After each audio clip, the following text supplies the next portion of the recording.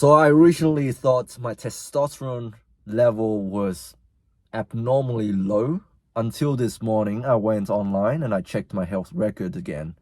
And I looked at my test results and it turns out I have normal to even high testosterone level. And I thought I had low testosterone when I went to the doctor's clinic. The doctor just sort of brushed it off. He said, your testosterone level is normal, and we didn't really go into depth about it. And I thought I had low testosterone because of the number. But it turns out when I did the conversion and everything, I'm actually within the normal range, and I will put up my test result right here.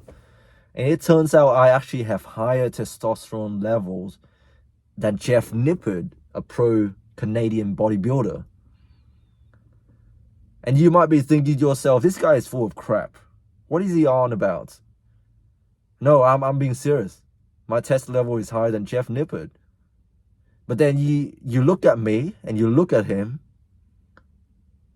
and you tell me who looks better, who has more muscle, who is stronger, who is leaner. Jeff Nippard, without a doubt.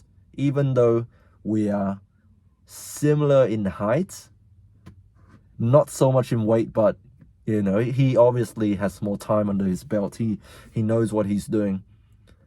But I have higher test level than him. And look at me, I don't even look like I lift. So yeah, that's that. I don't think test level mean anything. If you are within the normal physiological range, you don't really need to obsess over this, increasing your testosterone level and stuff like that. Sure, it's good to optimize your health, but I don't think you should stress about it, and I don't think I should stress about it. What I should really focus on is my elevated liver enzymes and my high cholesterol levels. That's the thing that I need to be concerned about because of my family history and my genetic predispositions. I like to think of myself as a free agent who operates independently of his surroundings. But it turns out my environment has a lot to do with my health. I don't like to admit it, but my environment has a very big impact on my health. And then what I mean by this is that when you live with others, their lifestyles can affect yours. And I hate to admit this, but ever since Aaron moved in and he lived with me, I've been drinking a lot of alcohol. I've been eating a lot of junk food, and it doesn't help that I'm also doing night shifts. And during night shifts, I eat a lot of junk food in order to keep myself awake. And obviously, when you drink a lot of alcohol, for me, for my genetics, drinking a lot for me means, you know, I can't even tolerate more than once per week. That's already too much for me. Some people can drink more, some people can drink less, but me personally, I don't think I can drink every single week. And that's what I've been doing. No wonder my liver is messed up. And with the food I'm eating, with the refined sugars and, you know, the amount of processed meats that I'm eating, you know, no wonder my LDL levels are so damn high. Like, I'm not even surprised anymore, but yeah. But other than that, you know, I don't need to be stressing about my testosterone level. I feel fine. Some people, they just obsessed with testosterone. They think, oh, my testosterone level is slightly lower than the average. I need to hop on TRT and stuff like that. No, you don't. People will be talking about, you know, semen retention, no fap, stuff like that in order to boost the testosterone level. I think it's a lot of bogus, to be honest. You don't need to be obsessing over it. You know why prisoners are so damn jacked and why prisoners have such high testosterone level? It's because they spend a lot of time being around other men. You know, if you want to increase your testosterone level, you got to be spending time with, hungry, ambitious, driven men. You got to be hard all the freaking time. You got to be surrounding yourself with, all of these prisoners. When you go to prison, your testosterone level is going to be through the roof. I'm telling you. Are you going to go to prison in order to increase your testosterone level? I don't know, man. Just don't drop the soap. Man.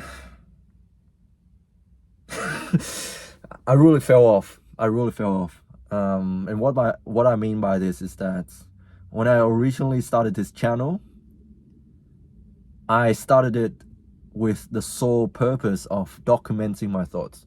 No scripts. Just come on here, turn on the camera every single day. Say whatever that's on my mind. And that's my thought captured in that moment in time, frozen in time. And what's the point of this? Some of you might ask. Back then, I didn't think of it like that. I just think I want to record this so that 10 years from now, or however long I might be on this earth for, I'm going to look back at those videos and see the progression, see the changes taking place. And that to me is really satisfying. That is something that feeds my soul. And for a little while, that gave my life a little bit of purpose. This personal project of mine, this mind project of mine, to record my thoughts, just for the hell of it, no reason, and sharing it with the world. Originally I started off with that in mind, but as I started making more videos and I get recommended channels similar to mine, I started looking at creators like Hamza and Andrew Tate and all of these self-help gurus, and I became really obsessed with them. I could see how successful these guys are getting from their online business, creating wealth out of seemingly nothing. These guys have no qualifications whatsoever, and they're creating wealth out of nothing, just from their mouths, just from their experience. They can just come on here and tell people their experience, their personal experience, and somehow that gave them, the credentials and the authority to teach others how to live their lives using their own personal experience. And I know I might be getting ahead of myself here, but I don't think you should model your life to some other random stranger's life on the internet. I think that's a horrible idea. Sure, there are some good points here and there, and I've got to give them credits where credit is due. But I think it's all a scam, man. You shouldn't model your life based on someone else's life. Every single life is unique in that sense. And when I got sidetracked from my project, when I started looking at these channels and I became inspired by them, I lose my purpose. I started making gimmicky videos, things with clickbaity titles, thumbnails, hashtags, because I thought to myself, the more eyes I get on my videos, the better it is for me. The more subscribers I have, the better it is. I have that that high from chasing the clouds, from people clicking my videos, and that's the name of the game. If you want to make it big on YouTube, you gotta trigger people somehow. You gotta prod them in the wrong way, arouse strong emotions in people, and that's how you get people to click on your videos. If you can piss people off, if you're good at pissing people off, if you're good at surprising people or arousing people, then you're gonna be a very good YouTuber. That's how you get people to become attracted to your videos.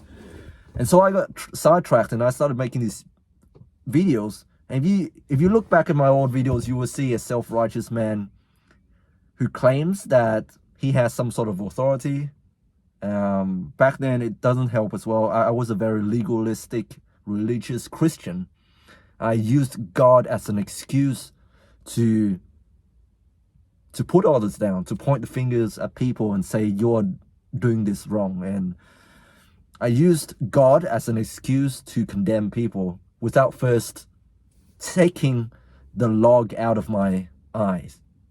You know, this speck of dust that is clouding my judgment. You know, I use God as an excuse to be mean to people, to condemn people, to tell people to repent and to live life the way that I think they should live without first examining myself. But yeah, I love seeing that progression. I love seeing myself change. I do not relate to that guy at all, my previous self. And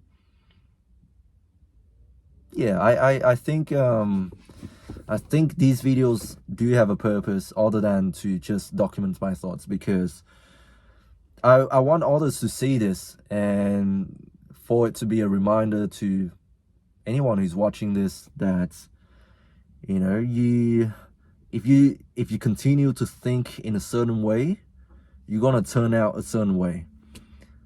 And if something horribly wrong were to happen to me, you know, I want it to be a warning to others. You know, if you watch these videos and if something were horribly wrong to happen to me, then you can pinpoint exactly where it all started to go wrong, and you do not repeat the same mistakes. Like I said, do not model your life based on someone else's life. But yeah, I think you can learn something from this. So it's fun to make as well. It gives me an outlet. Yeah, that's what I think. Anyways, I stumbled across my landlord's socials early on, and this triggered some memories. This was the landlord that I rented when I had my mental breakdown, when I had my attempts and stuff. And I started thinking about him. You know, there was a time in which he sent me a letter saying that he's forced to increase the rents because of the markets, how the housing market prices are going up. So that's why he was forced to increase the rents. And back then I was thinking in my head, my brother in Christ, the reason why the housing market prices have increased was because of all the landlords. You know, it sounds like a you problem. You know, back then I really thought he was a prick for increasing the rents. But you know, a few months after that, he sent another letter saying that he and his wife have divorced, and this is his only source of income.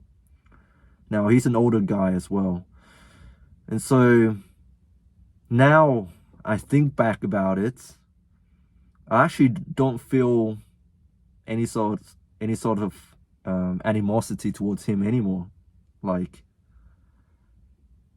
I'm thinking to myself, hey, I feel you, man. Like, I feel sorry for this guy.